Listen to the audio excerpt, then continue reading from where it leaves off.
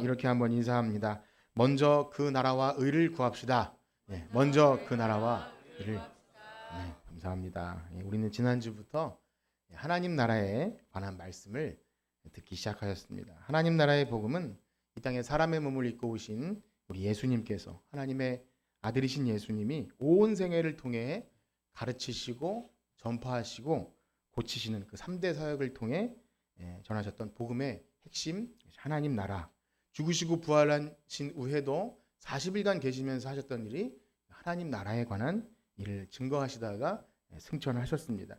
그리고 그 하나님 나라의 복음을 듣고 자신의 온 생애를 다 하나님 나라에 던진, 이제는 그 복음을 위해 살겠다고 한 사도들과 초대교회 성도들로 하여금 예루살렘과 온 유대와 사마리아와 땅끝까지 복음이 증거되고, 이 복음이 바로 우리에게까지 그렇게 전해진 줄 믿습니다. 바로 그 천국 복음 이야기를 하는 것입니다. 그래서 그런데 제가 지난주 설교한 내용을 다시 한번 이렇게 생각해 볼 때, 우리가 다 잘 알고 있는 그 하나님 나라를 괜히 어려운 말로 또 복잡하게 한 것은 아닌가, 좀 고민도 되고 반성도 되는 그러한 일이 있었습니다. 예수님을 믿는 누구든지 다 들어가길 원하는 하나님 나라, 바라고 소원하는 하나님 나라를 마치 목사님만 알고 있는 것처럼 얘기하는 건 얼마나 또 참 유치하고 교만한 그러한 일이겠습니까? 그러나 제가 여러분과 같이 하나님 나라에 관해서 이야기하는 것은 여러분들을 힘들게 하거나 복잡하게 하기 위함이 아니라, 참 참되게 구원받은 성도는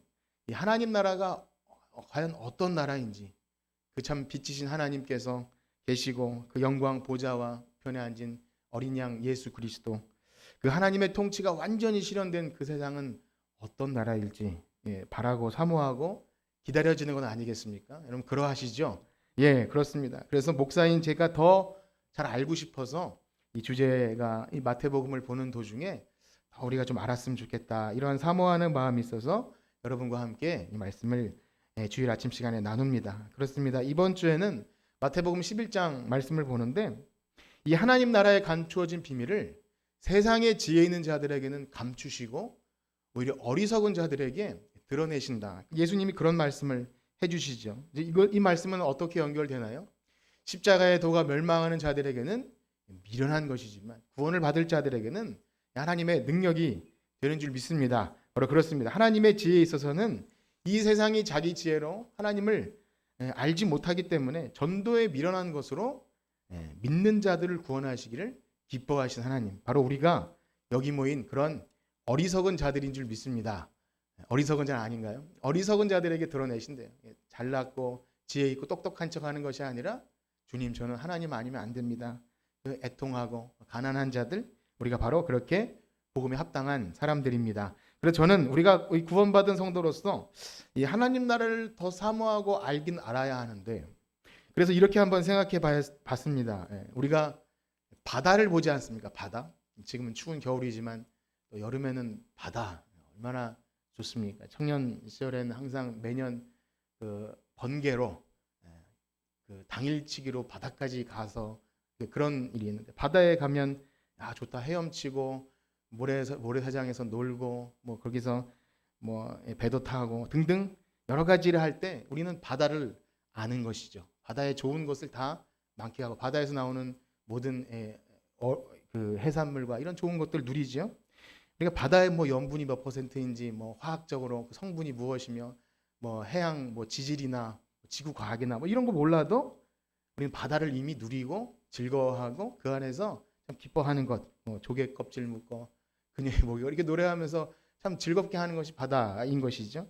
그러나 바다가 보이는 것뿐이겠습니까? 그렇죠. 그 안에 너무나 신비하고 놀라운 그 신비한 생명 세계, 때로는 너무나 무섭기도 한, 생명을 잡아먹기도 한 무서운 바다, 두려운 대상이기도 하면서 창조의 신비가 그 안에 담겨 있는 바다. 그 아바타라는 영화에 보면 그 물의 길이라고 두 번째 나왔는데, 그 바다가 굉장히 그렇게 생명의 신비를 담고 있는 뭐 영화를 보실 필요는 없겠지만 그런 거죠. 제가 한 가지 예를 들었지만, 우리는 이미 예수 그리스도를 믿는 믿음으로 말미암아 구원을 받았고요. 하나님 나라를 희미하지만 여러분들은 다 하나님 나라의 백성입니다. 여러분 그렇게 믿으시나요? 그런데 그렇게 믿고 우리가 영생을 얻은 사람일수록 어린아이로부터 그리스도의 장성한 분량에까지 날마다 자라고 그렇게 이르라, 그렇게 말씀하십니다. 그래서 에베소 교회 성도들에게 바울이 이렇게 기도하죠. 제가 이 말씀을 한번 읽어드리겠는데, 이렇게 기도합니다. 우리 주 예수 그리스도 하나님 영광의 아버지께서 지혜와 계시형을 너희에게 주사 하나님을 알게 하시고 너희 마음의 눈을 밝히사 그 부르심의 소망이 무엇이며 성도 안에서 기업의 영광의 풍성함이 무엇이며 그 힘의 위력으로 역사하심을 따라 믿는 우리에게 베푸시는 능력의 지극히 크심이 어떠한 것을 너희로 알게 하시기를 구하노라. 이거 기도의 내용이에요. 목사님이 성도를 향한 기도의 내용, 하나님을 알게 하시고 마음의 눈을 밝히시고. 그렇습니다. 우리는 그렇게 알아야 할 줄 믿습니다. 영생은 하나님과 그가 보내신 자 예수 그리스도를 아는 것입니다. 그러므로 우리가 참되게 구원받고 영생을 소유하였다면, 정말 우리가 하나님 나라를 소망하는 백성이라면 하나님 말씀을 통해서 그 나라를 참 사모하고 더 알기를 원하는, 그래서 성령님의 역사하심을 간구하는 여러분들 되시길 축복합니다. 그러므로 이 주일 아침 시간에 나누는 이 하나님 나라에 관한 우리 예수님께서 해주신 말씀을 배워나갈 때 이미 우리에게 허락하신 나라, 또 장차 들어갈 하나님 나라를 우리가 더 잘 알고 구하고 찾고 두드리는 여러분들 되시길 축복합니다. 이제 우리가 오늘 읽은 본문 가운데 제가 끝부분을 읽은 이유는 여기가 핵심인데요. 그 6장 33절에 보면 먼저 그의 나라와 의를 구하라, 그리하면 이 모든 것을 너희에게 더하시리라. 이 말씀 안에 기독교 복음의 핵심이 담겨 있다는 것입니다. 그렇게 생각이 되시나요? 너희는 먼저 그의 나라와 그의 의를 구하라, 그리하면 이 모든 것을 너희에게 더하시리라. 예수님은 산상설교를 하시면서 하나님 나라를 알려주시는 거죠. 지난주 말씀드린 대로 마태복음 4장부터 9장까지는 그 모든 것이 담겨 있어요. 앞부분엔 산상수훈 5장, 6장, 7장에서 하나님 나라 가르치시고 전하시고, 뒷부분엔 고치시는 내용, 이렇게 하나님 나라를 집약적으로 담아 놓으셨는데, 전하시면서 또 중간중간 아주 핵심적인 말씀들을 요약해서 담아 놓으신 것 중에 하나가 여기 6장 33절에 먼저 그의 나라와 의를 구하라, 이 말씀입니다. 여기 안에 복음의 핵심이 담겨 있습니다. 그런데 우리가 이 말씀을 오늘 들으면서 한 가지 꼭 기억해 두셔야 할 전제가 있습니다. 그것은 바로 하나님의 말씀은 진리라는 것입니다. 믿으시나요? 하나님의 말씀이 진리라는 것을 믿고 출발해야 우리는 복음을 듣는 것입니다. 전제 자체가 다르면 우리는 들을 수 없어요. 왜냐하면 세상의 지혜를 가지고 꼭 기독교를 내가 알기 위해서 분석하고 평가하고 탐색하고 믿을지 안 믿을지를 결론 내는 종류가 아닌 것입니다. 이미 전제부터가 천지를 창조하신 왕의 복음의 선포입니다. 왕이 이 땅에 오셔서 하나님 나라가 임했다, 복음을 선포할 때 믿을지 안 믿을지 내 마음대로 결정할 수도 있지만 천국에 들어갈지 안 들어갈지는 우리가 할 수 없는 것이죠. 저는 그 진리를 인도하는 직분을 가졌기에 여러 가지 설득도 하고 예화도 들지만 진리는 그저 진리입니다. 하나님 나라 선포는요, 그냥 보잘것없던 어느 사람이, 어느 박사나 그냥 내가 어떤 의견을 얘기하는 어떤 패널 같은 사람이 아니라 너무나 크고 위대하신 우주 만물을 창조하신 하나님이 우리 인생들에게 진리를 펼쳐 보여주시는 거예요. 그야말로 계시이죠. 계시. 진리를 들어 보여주시는 것. 예를 들자면 우리가 쓰는 용어 가운데 잘 쓰지는 않지만 선언, 그런 말 알죠? 선언, 선포, 뭐 선전포고, 이런 좀 굵직한 말이 있지 않습니까? 역사 속에서 무슨 선언 하면 좀 의미 있고 좀 중대한 말이지 않습니까? 독립선언문, 또 나라의 법을 제정하고 반포하고 그런 종류의, 옛날 왕국에서는 전령들이 그 왕의 그 칙서를 들고 두루마리를 들고 빰빠라밤 외치고 쫙 펼친 다음에 왕이 이렇게 말씀하셨다. 그럼 그게 법이 되지 않습니까? 이제부터 이고울의 법은 이것이다. 그러면 그 법을 내가 따를지 안 따를지 결정하는 게 아니라 그냥 그 법 아래 살아가는 겁니다. 즉 하나님 나라의 복음은 그것을 제시하면 내가 믿을 건지 말 것인지를 내가 분석하는 게 아니라 그야말로 왕의 선언이고 그 왕의 말씀, 곧 법이기 때문에 엄중한 선포입니다. 태초에 하나님이 천지를 창조하시니라. 우리가 분석할 수 있습니까? 진리가 그냥 선포된 거고 우리는 그것을 믿는 거예요. 증명해내고 반박하고 내 생각엔 진화한 것 같아. 이거 의견은 아무 의미가 없는 거라는 거예요. 바다가 거기 있는 것이지 분석해서 바다가 존재론적으로 거기 어떻게 이것을 하는 게 아니라 바다와 모든 만물이 거기 있는 것, 우주와 만물이 하나님을 찬양하는 것, 그것은 나타내 보여준 사실. 우리나라가 1945년에 해방이 되지 않았겠습니까? 제가 태어나지도 않은 그 시절 이야기인데 일왕이 그랬다 그래요. 라디오를 통해서 이렇게 우리 항복합니다. 뭐 이렇게 해요. 해방이 선포됩니다. 그런데 그것을 듣는 그 가장 핵심에서 있던 사람들은 어땠겠습니까? 만세를 외치고 막 환호를 하면서 막 열광했겠죠. 그러나 그 라디오가 없던 시골 구석에 있거나 혹은 뭐 그 소식을 전해 들었을 때 일제가 36년이기 때문에 한 30살 되신 분은 태어나서 한 번도 경험을 못했던 해방이라는 단어를 들었을 때 뭐 그런 게 어디 있나라고 생각했을 수도 있어요. 그런데 그가 인정하든 인정하지 않든 해방은 된 것입니까? 안 된 것입니까? 된 거예요. 선언 선포되었고 독립이 선언된 것입니다. 이처럼 하나님 나라의 복음은 이 세상을 창조하시고 다스릴 하나님이 진리를 계시해 준 거예요. 이것을 내가 뭐 믿지 않을지 뭐 분석할지는 그 사람이 알아서 할 일이고 우리가 그것을 믿으면 천국이고 믿지 않으면 멸망. 이것은 그냥 정해진 거예요. 그래서 마가복음 1장 1절은 이 선포를 참 그대로 드러내주는 굵직한 말씀인데요. 우리 마가복음 1장 1절 한번 같이 읽겠습니다. 시작. 하나님의 아들 예수 그리스도 복음의 시작이라. 이것은 너무나 뭔가 이렇게 빵 터지는 그런 메시지인데요. 그래서 복음의 특징을 잘 나타내 줍니다. 선언입니다.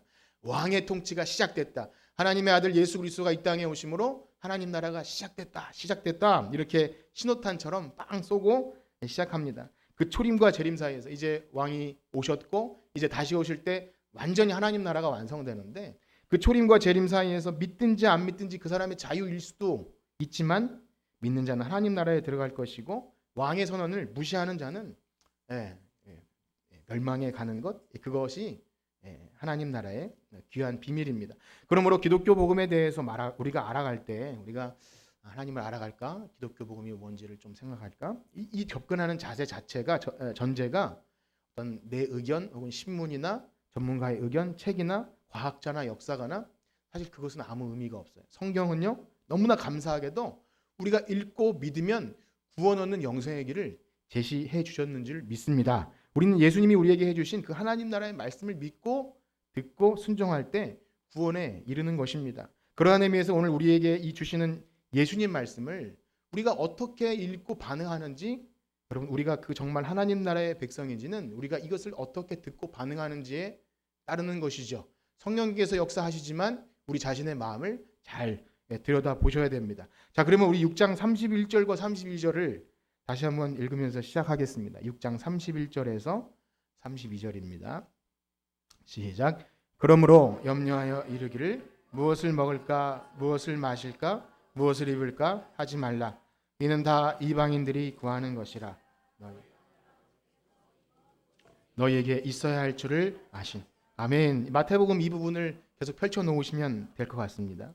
한번 생각해 보십시오. 이 말씀이 처음 듣는 사람에게는 참 우리가 가지고 있는 모든 일반적인 상식을 사실 좀 무시하는 듯한 말씀일 거예요. 우리는 교회 오래 다닌 사람은 익숙하겠지만 우리의 본성의 문제까지도 뒤흔들 만한 그런 말씀이죠.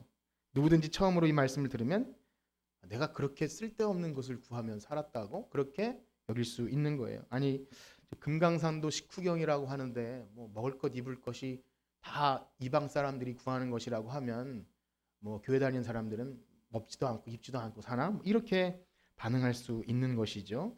그러나 이것은 무엇을 강조하기 위함입니까? 하나님 나라는 우리 인생들이 그렇게 바라고 구하는 그런 것과는 아주 근본적으로 본질적으로 다르다는 것입니다. 그래서 로마서 말씀에도 그 유명한 말씀이 있죠. 로마서 14장 17절에 보면 하나님 나라는 먹는 것과 마시는 것이 아니요 오직 성령 안에서 의와 평강과 희락이라. 여기에 이 먹는 것과 마시는 것이 아니라는 말이 우리가 죽어서 영이 사후세계이기 때문에 먹는 것 마시는 것이 아니라는 그런 의미보다 그것도 맞겠지만 더 중요한 것은 하나님 나라는 이 땅에서 바라고 소원하는 그것으로 얻을 수도 없고 그것 차원의 것이 아님을 강조하는 것입니다. 그러면 무엇이 본질적이고 무엇이 하나님 나라라는 것이죠? 우리 6장 33절을 한번 읽겠습니다. 6장 33절 시작. 그런즉 너희는 먼저 그의 나라와 의를 너희에게 더하시. 아멘. 우린 이 말씀을 너무나 좋아하고 익히 또 찬송으로도 노래로도 부릅니다. 너무나 잘 아시죠? 먼저 그 나라와 의를 구하라. 너무 좋아하는 찬송이죠. 그런데 사실 먼저 그 나라와 의를 구하라라는 예수님 말씀을 듣고 도대체 나라와 의를 구한다는 것이 무엇일까? 여러분 옆에 있는 분에게 물어보라고 말씀 안 드리겠지만, 야, 먼저 나라와 의를 구하라는 것은 이러한 거야라고 좀 자신 있게 대답하실 수 있는 분이 계실까요? 예. 손들어 표하지 마십시오. 예, 그렇게 나는 먼저 그 나라와 의를 구하는 것이 이렇게 생각해라고 사실 잘 좀 자신이 없을 것 같습니다. 그런데도 우리는 이 말씀을 좋아해요. 익숙하고 너무 좋아합니다.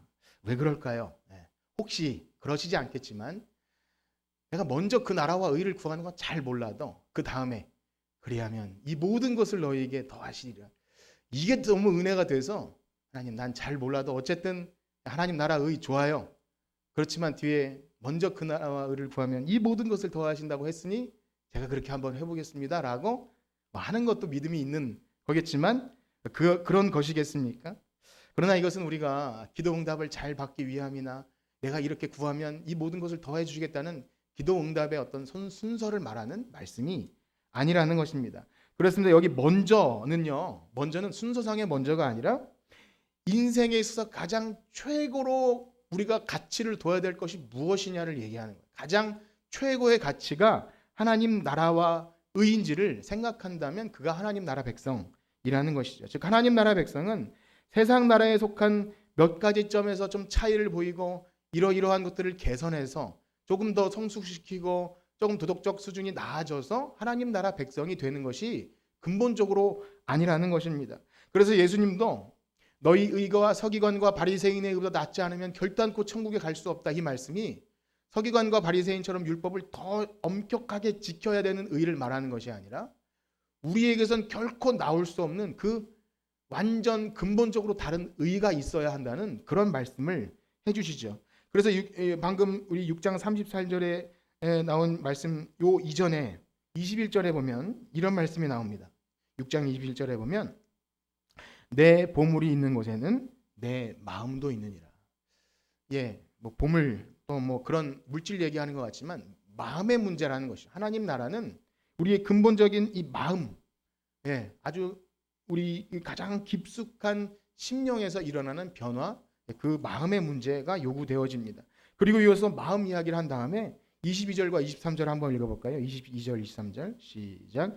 눈은 몸의 등불이니 그러므로 온몸이 밝을 것이요 눈이 나쁘면 온몸이 어두울 것이니 그러므로 내게 있는 빛이 어두우면 이 어둠이 얼마나 역시 마찬가지예요. 만약에 이 흐름을 모르고 읽다 보면 마음 얘기하다가 또 눈 얘기하고 어떤 좋은 격언들을 이렇게 엮어 놓으신 것인가 이렇게 생각이 될 수 있지만 하나님 나라가 근본적인 마음의 문제, 눈으로 보는 시각의 문제라는 거예요. 근본적인 마음의 변화, 완전히 세상을 보는 시각의 변화가 일어나야 한다는 그런 말씀이죠. 왜 그렇습니까? 이 세상에 속한 마음과 눈으로 보는 것은 부분적으로 잘못된 것을 수정할 정도의 차원이 아니라 완전히 부패하고 타락해서 어려서부터 생각하는 것이 악한 것이다. 그것을 수술할 수가 없는 그 상태라는 거예요. 근본적으로 하나님이 주시는 새 마음과 새 영이 아니면 결탄코 하나님 나라를 볼 수 없다.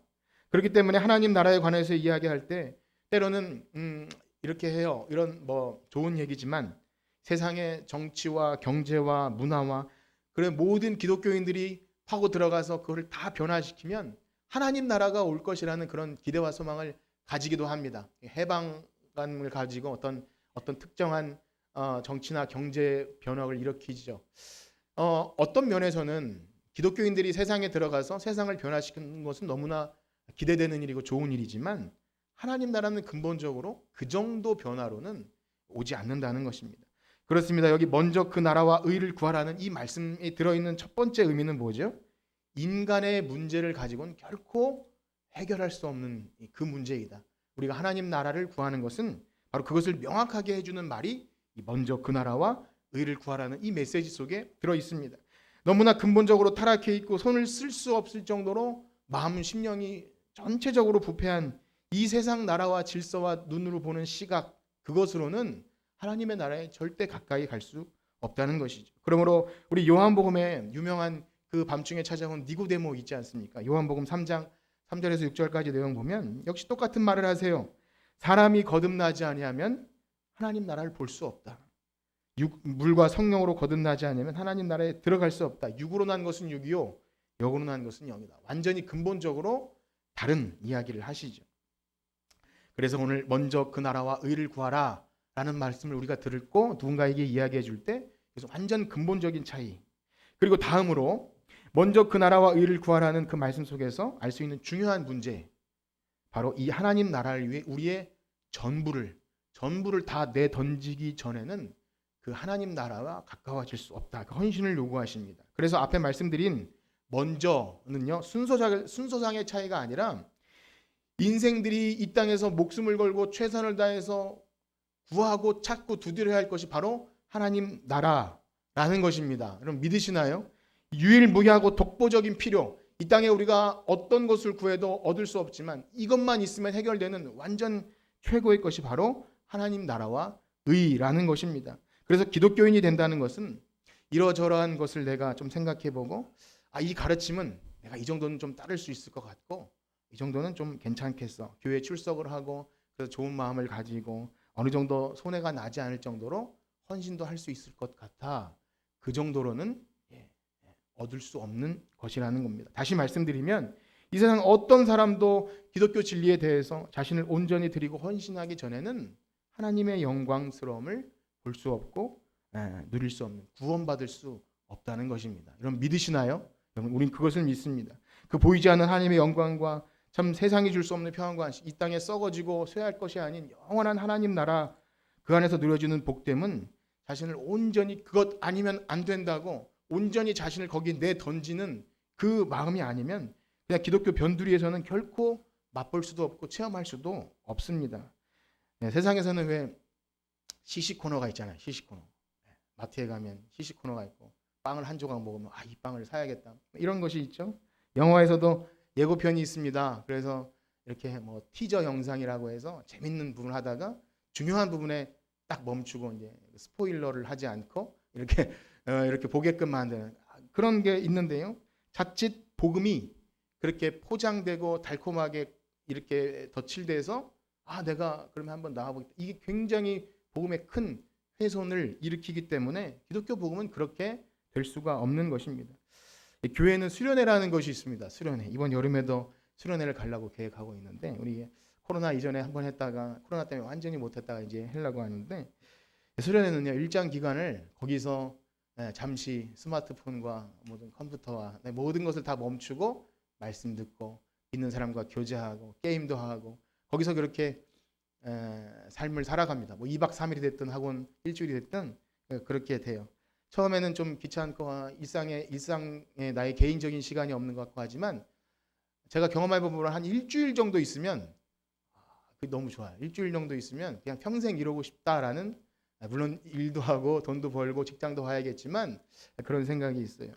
이것은 왜냐하면 세상의 동창 모임이나 어느 MT나 그런 것과는 차원이 다른 일이기 때문입니다. 물론 인간들이 모인 곳이니까 그 안에서 시험도 들고 뭐 상처도 받고 내가 준비하고 내가 좀 헌신하는 것들이 있을지 몰라도요. 믿음의 공동체가 함께하는 그 시간을 같이 보내지 않고서는 결코 맛볼 수 없는 그 기쁨들이 그 안에 있다는 거예요. 그런데 여름 수련회 하면 항상 기억나는 참 재미있는 에피소드가 있어요. 홍천에서 있었던 일인데요. 뜨거운 여름 사람들이 이 몸에 물을 담그고 하면 얼마나 시원합니까? 그 당시에 좋은 펜션이나 에어컨이나 샤워 시설이 있지도 않아요. 그래서 계곡물이 온전히 그 냉방이고 좋은 겁니다. 그런데 어떤 한 그 집사님은 빨리 가자고 버스에서 앉아서 보채면서 이렇게 더운데 왜 그러고 있냐고. 거기서는 사람들이 앉아서 찬양하면서 기쁘게 막 물놀이를 하고 아이들은 놀고 있어요.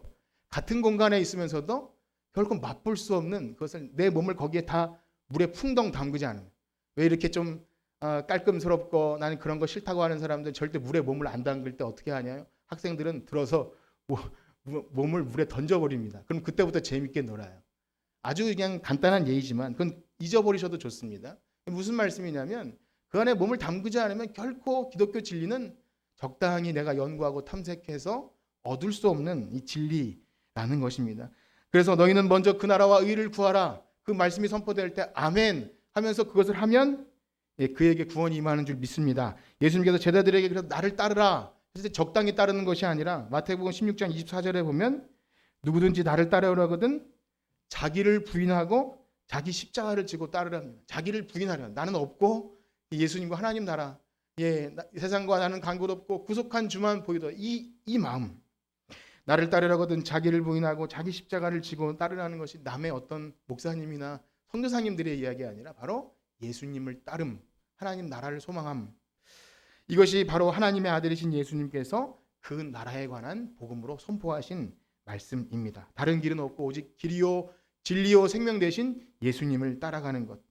여러분 어떠하십니까? 제가 이렇게 말씀을 쭉 드렸는데 우리가 이제까지 쌓아온 어떤 세상의 내 어떤 지식과 다 무시당하는 느낌 들지 않나요? 그냥 진리니 믿어라. 뭐 그런 게 어디 있냐고 좀 설득해달라고 해야 되지 않습니까? 그런데 나의 이성과 감정 따위는 생각해주지 않고 일방적인 주장과 같은 이 말씀이 바로 진리라는 거예요.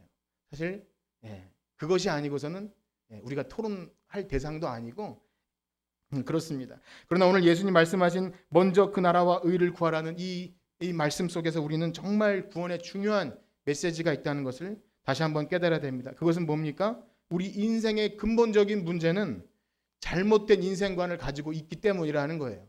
여러분 그것을 믿으십니까? 지금 우리가 세상을 살면서 느끼는 모든 슬픔과 고통과 불행과 불만족스럽고 우울하고 열등감 느끼고 근본적으로 그 모든 원인이 이방인들이 구하는 잘못된 것을 구하고 살았기 때문에 우리 삶에 벌어지는 모든 비극이 거기서부터 출발한다는 것입니다.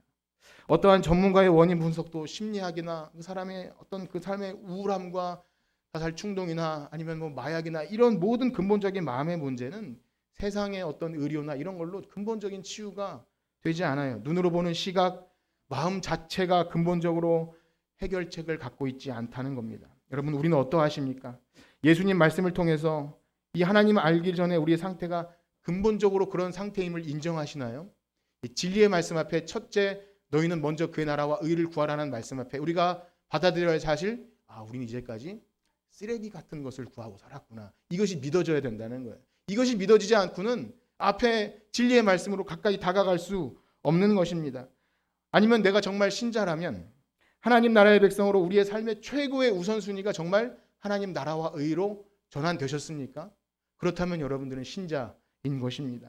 이것이 근본적으로 정리되지 않으면 교회에 나와도 우리 인생의 문제를 해결해 줄 다른 잡다한 것들을 전능하신 하나님께 구하고 찾고 두드리면서 거기서 행복이 올 것이라고 하나님을 도구로 여길 수밖에 없는 것입니다. 바로 이방인들이 구하는 그것이 우리에게 참된 행복과 만족을 줄 것이라 생각하고 보물을 땅에 쌓아두면서 그렇게 예배도 드리지 못하면서 온갖 에너지를 세상에 쏟게 되죠. 그러나 예수님 말씀하십니다. 너희를 위하여 보물을 땅에 쌓아두지 말라. 우리 19절에서 20절 읽겠습니다. 시작. 너희를 위하여 보물을 땅에 쌓아두지 말라. 거기는 좀과 동록이 해하며 도둑이 구멍을 뚫고 도둑질하느니라. 오직 너희를 위하여 보물을 하늘에 쌓아두라. 거기는 좀과 동록이 해하지 못하며 도둑이 구멍을 뚫지도 못하고 도둑질도. 아멘. 예수님은 이렇게 보물을 쌓아두지 말라. 이 보물 문제를 이야기하시고 또 사람들이 소중히 여겨야 할 두 번째 버려야 될 우선순위를 말씀하십니다. 그것은 먹을 것과 입을 것, 육신의 일에 대한 염려이지요. 우리 25절 말씀을 읽어볼까요? 25절 시작. 그러므로 내가 너희에게 이르노니 목숨을 위하여 무엇을 먹을까 무엇을 마실까 몸을 위하여 무엇을 입을까 염려하지 말라. 목숨이 음식보다 중하지 아니하며 몸이 의복보다 중하지. 아멘. 31절에 다시 한번 이 말씀을 반복해 주시죠. 예수님이 무엇 때문에 지금 이 말씀을 하고 계시나요? 돈과 먹을 것과 입을 것 다 중요합니다. 이거 있어야 살 수 있어요. 이것을 부정하는 게 아닙니다. 그러나 이 모든 것이 무엇보다 중하지 않겠느냐? 그렇게 말씀하시죠? 목숨보다 중하지 않겠느냐? 목숨 무엇입니까? 우리의 목숨은 그저 짐승과 같은 그냥 그런 것입니까? 짐승도 다 목숨이 있고 다 그렇지 않아요? 다 그렇지 않아요. 근데 우리의 목숨은 그거 같습니까? 우리의 목숨은요, 하나님이 태초에 천지를 창조하시고 우리의 형상대로, 우리의 모양대로 만들어서 그 코에 생명을 훅 불어넣으셔서 보시기 심히 좋았더라 한 그 창조물이에요.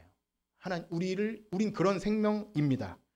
그런데 우리는 이 그냥 피조물이 아니라 온 피조물을 다스리고 정복하라는 명령을 받은 하나님의 형상이에요. 그런데 그 형상이 이 땅에 썩어질 피조물들 아래서 굴복하고 그것을 경배하고 그것이 있어야 행복을 주겠다고 그걸 쫓아다니고 있으니 하나님이 얼마나 슬퍼하시겠습니까? 여러분 생각해 보십시오. 이제 저희 죽어가는 산소호흡기만 떼는 어떤 사람에게 현금 50억을 당신에게 주겠다고 해봐요. 여러분 좋아하실 것 같아요? 강남 빌딩, 우리 여성분들이 좋아하는 명품 가방, 죽어가고 산소호흡기만 떼면 이제 죽는 그 사람 앞에 막 들이대봐요. 그게 소용이 있습니까? 이 옷 입고 가방 들고 좋은 뷔페에서 내일 맛있는 육회를 먹자 이렇게 죽어가는 사람에게 그게 아무 의미가 없는 것처럼 목숨 앞에서 우리가 구하고 찾고 두드리는 것 아무 의미 없는 것이죠. 최근에도 참 장례를 볼 때마다 항상 죽음 앞에 그런 생각을 하죠. 우리가 무엇을 위해 살아야 하는가? 바로 인생들이 추구하는 아무리 많은 돈과 입을 것과 먹을 것 다 모든 것을 더해도 생명 하나 건질 수 없는 것이 우리의 연약함입니다. 그 고귀한 생명의 문제를 과연 누가 해결해 줄 수 있습니까? 하나님이시라는 거예요. 여러분 그것을 믿으시나요? 하나님이 어떤 분이십니까? 우리 26절에서 30절까지 한번 읽겠습니다. 26절에서 30절 시작. 공중에 새를 보라. 심지도 않고 거두지도 않고 창고에 모아들이지도 아니하되 너희 하늘 아버지께서 기르시나니 너희는 이것들보다 귀하지 아니하냐. 너희 중에 누가 염려함으로 그 키를 한 자라도 더할 수 있겠느냐. 또 너희가 어찌 의복을 위하여 염려하느냐. 들의 백합화가 어떻게 자라는가 생각하여 보라. 수고도 아니하고 길쌈도 아니하느니라. 그러나 내가 너희에게 말하노니 솔로몬의 모든 영광으로도 입은 것이 이 꽃 하나만 갖지 못하였느니라. 오늘 있다가 내일 아궁이에 던져질 들풀도 하물며 너희일까 보냐. 믿음이 작은 자들아. 아멘. 여러분 정말 이 말씀을 믿으시나요? 우주 만물을 창조하시고 지금도 우리를 다스리시고 우리의 머리카락 하나까지 다 세신 바 되시고 참 우리의 모든 삶과 이 우주를 지탱하시고 아침에 해가 뜨고 지고 모든 일들을 지금도 주관하신 그 하나님이 우리 하나님이신데 우리가 먹을 것과 입을 것과 무엇을 그걸 가지고 그 하나님을 믿는다면 그렇게 살아간다는 것이죠. 그러므로 하나님의 나라를 구한다는 것은요, 하나님의 통치가 완전히 이루어진, 우리가 지금 방금 요 읽은 말씀보다 더 어떻게 보면 상징적인 이야기죠. 이사야 말씀에도 우리가 어릴 때 부르는 사자굴에 손 놓고 어린 양이 사자와 뛰어나고 독사굴에 손을 넣어도 물지 않는 기쁨의 그 나라가 이제 속히 오리라. 그 나라 이제는 죄의 형벌이나 우리가 이 땅에서 생각했던 우울감과 열등감과 내가 그것 없으면 죽겠다고 생각하는 그것 없어도 그냥 행복하고 참 안식과 평안을 주는 그 나라가 바로 때가 찼고 예수 그리스도께서 이 땅에 오심으로 이미 시작됐다. 그렇게 선포하시는 것입니다. 여러분 그것을 믿으시나요? 근데 문제는 무엇입니까? 우리가 그 이미 임한 하나님 나라를 왜 누리지 못하고 왜 아직 임하지 않은 것 그리고 왜 쓸데없는 것을 구합니까? 바로 그것이 죄의 문제입니다. 죄로 인해서 하나님과 단절된 상태에 있다는 것이죠. 하나님 나라에 들어가는요. 하나님 나라는 죄인은 들어갈 수 없고요. 오직 의인만 들어갑니다. 의인만 들어갈 수 있는 의인들에게만 주는 그 복이 바로 하나님 나라예요. 그러므로 우리가 하나님 나라와 의를 구한다는 것은 너무나 핵심적인 일이죠. 하나님 나라를 무엇인지 알았다면 그 의, 우리에게 생명이 달린 목숨이 달린 일이기 때문에 이제 이 하나님 나라와 그 나라에 들어가는 의를 구하는 것은 이제 여러분 다른 어떤 것을 다 내려놓고 구해야 될 그 의입니다. 이제 무엇이 문제입니까? 내가 어떻게 의로워질 수 있을까? 그 하나님 나라, 우리가 잃어버렸던 그 창조주 하나님께 갈 수 있는 하나님 나라, 이제 그 하나님 나라는 무엇인지 알았다면 그곳에 들어가야 한다고 했는데 어떻게 우리의 죄 문제를 해결할 수 있습니까? 그 하나님 나라의 의를 구하는 사람들의 모습이 바로 예수님이 산상수훈 말씀에 담겨 있죠. 그래서 대표적으로 그 팔복, 심령이 가난한 자는 복이 있나니 하나님 나라가 그들의 것이니, 그것을 얻기 위해서 자신을 내던지는 사람들, 의에 줄이고 목마름과 그런 마음을 가지고 산상수훈의 모든 말씀은 그 의를 구하는 사람들이에요. 좁은 길로 들어가고 구하고 찾고 두드리고 바리새인과 서기관의 의보다 낫기 위해서 원수까지 사랑하고 또 나를 핍박하는 자들 위해서 기도하고 빛처럼 소금처럼 죄를 짓지 않기 위해서 그렇게 애쓰고 발버둥 쳐야 합니다. 그런데 여러분, 놀라운 사실은 그럴수록 어떻게 되는지 아세요? 우리의 추함이 더 드러납니다. 정말 신비한 말씀이에요. 우리의 위선이 드러나고 예전에 느끼지 못했던 예민한 감각들이 살아납니다. 하나님 말씀대로 살려고 하면 할수록 분별력이 생겨서 비판하는 능력도 생겨요. 우리에게서는 선한 것이 나올 수 없으면서 나오는 척 위선도 많이 하게 되고, 그러다 어떻게 됩니까? 상실감과 자괴감에서 완전히 절망 가운데 빠지게 됩니다. 빛이신 예수님께 가까이 다가갈수록 우리가 밝게 빛나는 게 아니라 더 추해져요. 전에는 보지 않았던 티끌과 같은 죄가 다 드러납니다. 낱낱이 드러나서 우리는 피할 곳이 없겠다 생각이 들어요. 여러분, 괜찮습니다. 우리는 그 일을 계속해야 합니다. 구하고 찾고 두드리고 완전히 나 스스로의 절망할 수준까지 이르러요. 그리고 다시 그 말씀을 봅니다. 예수님께서 우리에게 해주신 그 말씀 6장 33절 한번 해볼까요? 6장 33절 시작. 너희는 먼저 그의 나라와 의를 구하라. 그리하면 이 모든 것을 너희에게 더하시리라. 무엇입니까? 전에는 전혀 생각할 수 없었던 이 모든 것을 너희에게 더하시라는 이 모든 것이 전혀 다르게 보이기 시작해요. 이 모든 것, 무엇을 주신다고요? 의를 주신다는 거예요. 하나님 나라와 의를 구하는 자들에게 우리가 스스로 이룰 수 없는 그 의를 우리에게 예수 그리스도를 통해서 주시는 줄 믿습니다. 그래서 예수님은요, 그 죄의 짐과 율법의 짐에 억눌려 있는 인생들에게 뭐라고 말씀하십니까? 우리 마태복음 11장으로 넘어가서 11장 28절과 29절 함께 읽겠습니다. 시작. 수고하고 무거운 짐진 자들아 다 내게로 오라. 내가 너희를 쉬게 하리라. 나는 마음이 온유하고 겸손하니 나의 멍에를 메고 내게 배우라. 그리하면 너희 마음이 쉬며. 아멘. 무엇입니까? 절망에 빠지고 낙심하고 나는 그 영원한 하나님 나라에 들어갈 수 없는 죄인이구나. 주여 이 죄인을 불쌍히 여기소서 하는 그 자에게 수고하고 무거운 짐진 자들아 다 내게로 오라. 그것이 복음입니다. 그래서 예수님께서 사람의 몸을 입고 오신 이유가 바로 그것입니다. 우리 스스로는 절대 이룰 수 없는 그 의를 예수님께서 왕이, 하나님 나라의 왕이 이 땅에 오셔서 우리를 위해 대신 죽으심으로 그 의를 우리에게 주신 줄 믿습니다. 즉 예수님은 우리 인생들이 추구하는, 이방인들이 구하는 그것 다 필요 없다. 그거 내려놓고 하나님 나라와 그 의를 구하라는 이 메시지 안에 하나님 나라의 복음이 그냥 담겨 있어요. 1차적으로는 이 메시지를 가지고 우리가 얼마나 하찮고 쓸데없는 것을 구했는지를 깨달으셔야 돼요. 이것을 우리가 뒤에 것을, 내가 이제 앞에 것을 잘 구했으니 뒤에 것을 얻으려고 하는 그 메시지가 아니라 정말 쓸데없는 거 말고 하나님 나라와 의를 구해야겠구나. 그리고 나서 이 의는 나에게서 나오는 것이 아니라 하나님이 예수 그리스도를 통해 주시는 것이구나. 이것을 깨닫습니다. 그 예수님이 우리가 능히 이룰 수 없는 율법의 요구를 다 이루신 것입니다. 여러분 그것을 믿으십니까? 우리 죄를 짊어지고 십자가에 못 박히셨고요. 주님이 그렇게 죽으심으로 우리의 죄의 문제를 다 해결해 주신 거예요. 더 이상 우리는 죄책으로 인해서 내가 죄를 형벌을 받을 그 두려움을 다 해결해 주신 겁니다. 이제 우리의 허접하고 냄새나는 그 더러운 의는 예수 그리스도의 십자가와 함께 못 박히고 이제 우리는 예수 그리스도의 의를 덧입어서 하나님 나라에 들어가는 의인 된 줄 믿습니다. 그러므로 여러분들은 이 말씀을 듣고 이제 여러분들이 구하고 찾고 두드려야 할 것이 무엇인지를 명확히 하셔야 됩니다. 필사적으로 하나님 나라와 의를 구하셔야 됩니다. 노력하는 것은 전혀 문제가 되지 않습니다. 진리를 발견했다면 그 밭의 보화를 발견한 사람처럼 내 모든 소유를 다 팔아서 그 밭을 사고야 마는 것처럼 여러분들은 이 진리를 찾고 구하고 두드리셔야 됩니다. 예수님이 그렇게 명령하셨어요. 너희는 먼저 그의 나라와 의를 구하라. 구하라, 찾으라, 두드리라. 구하는 자마다 받는 거예요. 구하지 않고 그냥 누워있으면 감이 떨어질 때를 기다리는 것이 아니라 구하라고 말씀하시죠. 그러면 그 결과는 무엇입니까? 그 나라를 구할 때 받는 복은 하나님의 아들 예수님을 믿게 되는 거예요. 믿음이 최고입니다. 하나님의 아들 예수를 믿으면 그 무엇도 두렵지 않아요. 우리 모든 피와 우리 모든 죄가, 우리 모든 피와 같은 붉은 죄가 예수님 때문에 양털같이 희게 하시겠다고, 그리고 하나님과 화평을 누리겠다고 합니다. 로마서 5장 1절의 말씀에 보면 우리가 믿음으로 의롭다 하심을 받았으니 우리 주 예수 그리스도로 말미암아 하나님과 화평을 누리자. 하나님과 화평을 누리면 어떻게 됩니까? 더 이상 하나님은 심판자가 아니에요. 우리 아버지가 되시는 거예요. 하나님은 더 이상 우리를 혼내시려고 기다리는 심판자가 아니라 하나님은 우리를 야, 내가 너희일까 보냐. 내가 너를 위해서 아들을 주셨다. 그런 아버지시죠.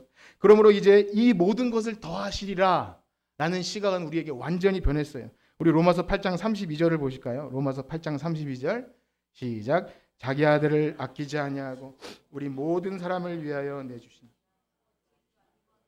모든 것을 우리에게 주시지 아니하겠느냐. 아멘. 이 모든 것 무엇입니까? 구원과 영생입니다. 예, 아들 예수 그리스도를 통해 얻어지는 구원과 영생. 사랑하는 성도 여러분, 이것을 가장 큰 복으로 여기십니까? 우리가 교회 나와서 구하고 찾고 두리드는 것이 이것이라면 이것은 해결된 겁니다. 그렇다면 여러분들은 이미 그 하나님 나라의 바다에서 헤엄치고 놀고 춤추고 거기서 기쁨을 누리기 시작한 것입니다. 이제 하나님이 우리에게 더 이상 무엇을 주시지 않아도, 아니 하나님은 주실 거예요. 하나님은 우리를 채우시고 입히실 겁니다. 그러나 주시지 않아도 내가 가진 것이 남들보다 조금 초라하고 부족하게 느껴진다 해도, 조금 미천해 보이고 병들고 가난해도 더 이상 그것이 우리를 주눅들게 할 수 없어요.